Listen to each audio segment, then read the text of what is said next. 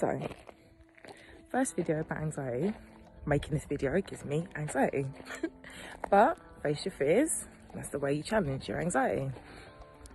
What do I do when I feel stressed? For me personally, I come out, open spaces, beautiful faces, bit of Mary J.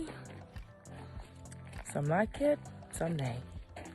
But for me, it helps.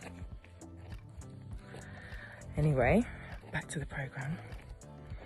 Everybody has different ways to deal with anxiety, and everyone feels like a twat when anxiety takes over them because you think you're strong, which you are very strong, because living with anxiety and dealing with it and getting out of your bed every day as well is a very hard thing to do, knowing that you're probably going to have some stupid ass attack for no reason. But you get up, you get on. Some people have music on, some people read a book, some people go into a state of panic. And that is what I'm going to talk about when you go into panic. So you start to hyperventilate, you can't catch your breath, you think you're gonna die, you can hear your heartbeat. But what people seem to forget is no matter how many panic attacks you have, and you think you're dying in that moment, you actually don't die. And it's just your brain playing a massive trick on you.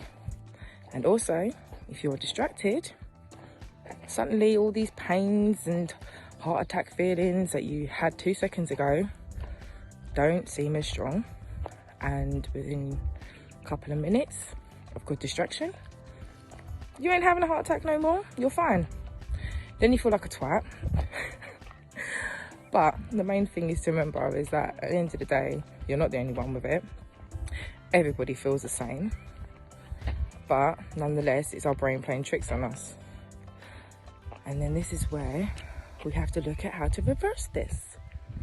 So this is basically where people start feeling it's cheesy, but it's real.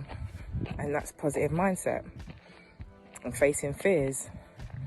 The same way your brain has programmed you to say, oh my God, I'm scared of doing that, or I'm scared to walk outside, or I'm scared to sit down.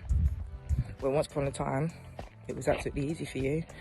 You need to go back, and as much as you might feel like you're gonna die in that moment, realise you're not, and face your fear. Sit down, or go out for a walk, walk out the door. Even if it's for 10 seconds the first time, do it again the next day.